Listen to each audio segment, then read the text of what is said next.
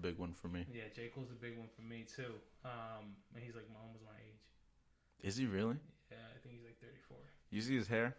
Yeah, it's crazy. It looks like how my hair used to look, but his is a lot nicer.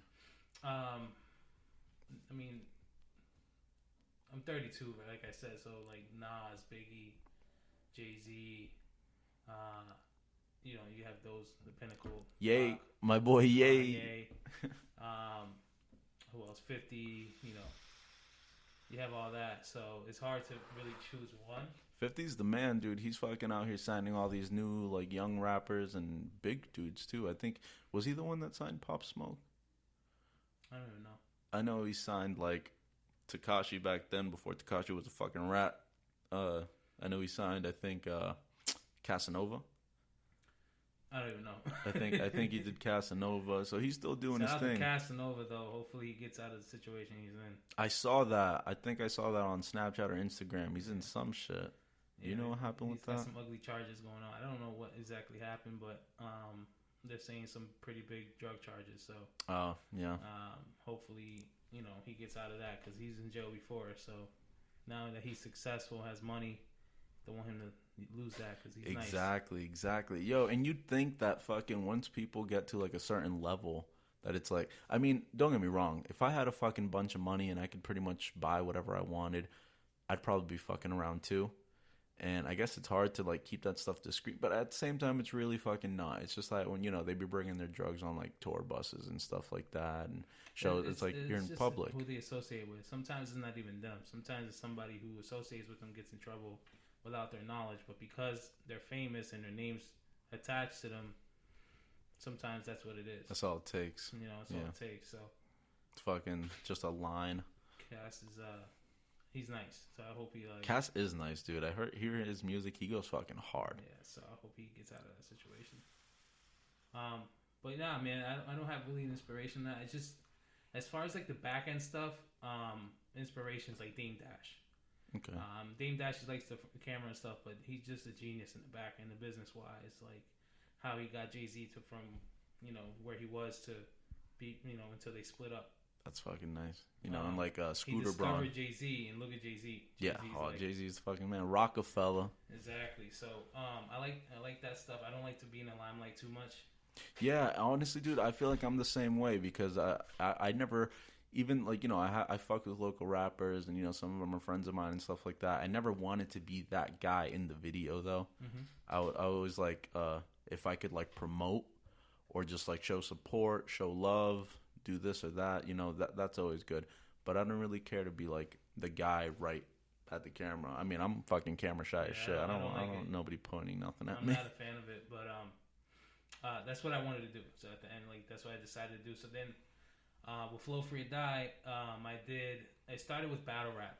I wanted to see what was out there. It had a pretty big buzz. I had a few people out there that came through. This was like 5-6 years ago. With that, a lot of people showed up to me, and it was like we had something, me and a few of my friends. And then we started to do that consistently, and then it started to die down because it was hard to recruit rappers that didn't want to battle rap. Right. They're like, oh, I only do music.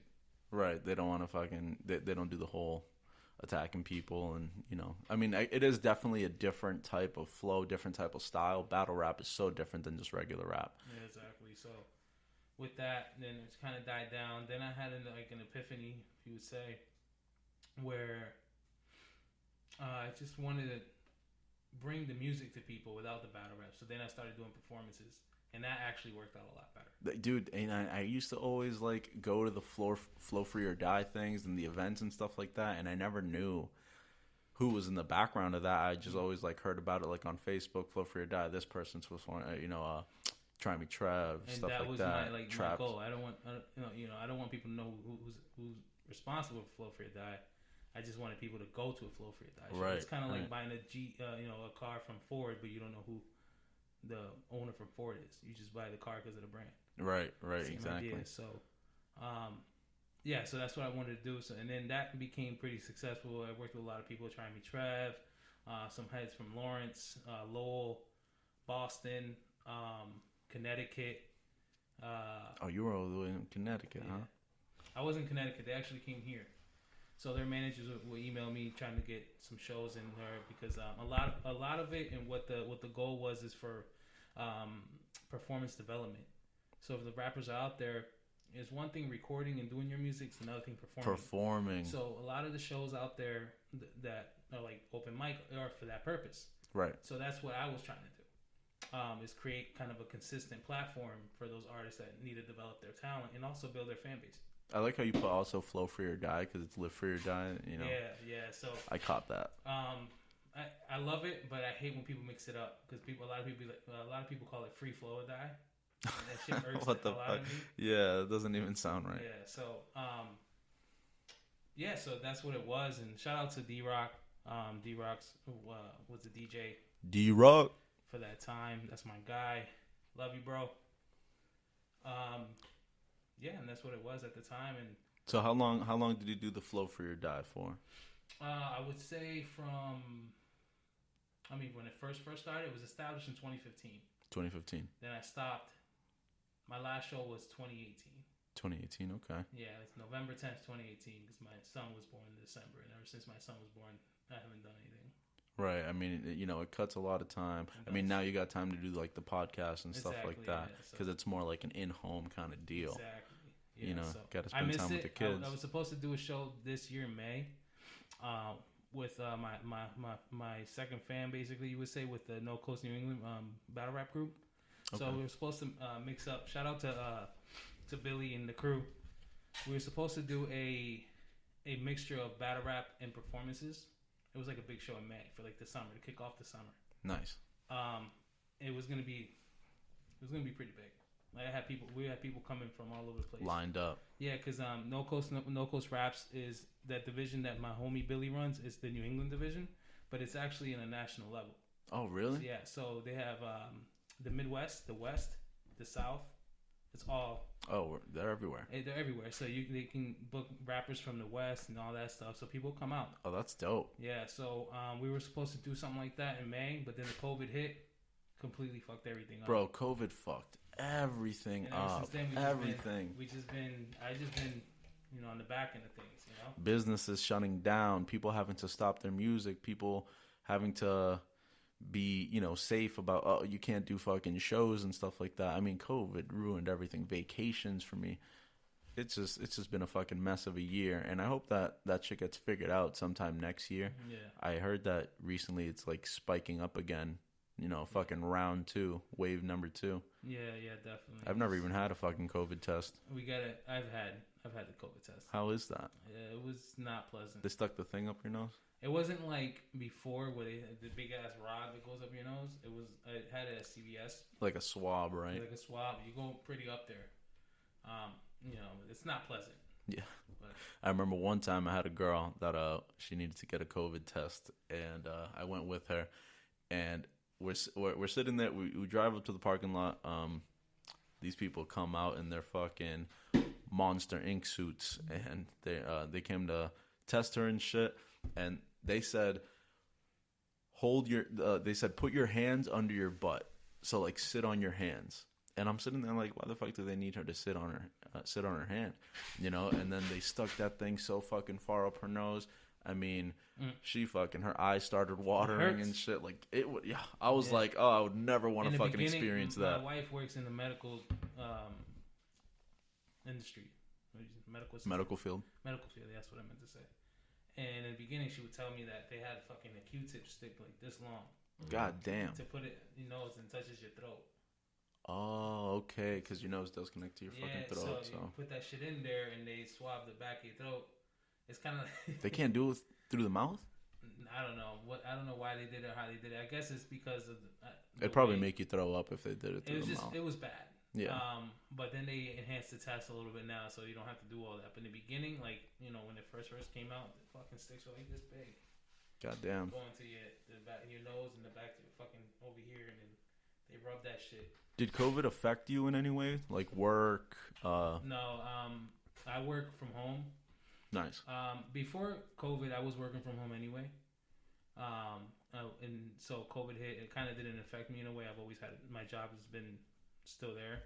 Right. If anything, my company thrived through this COVID shit. Really? Yeah.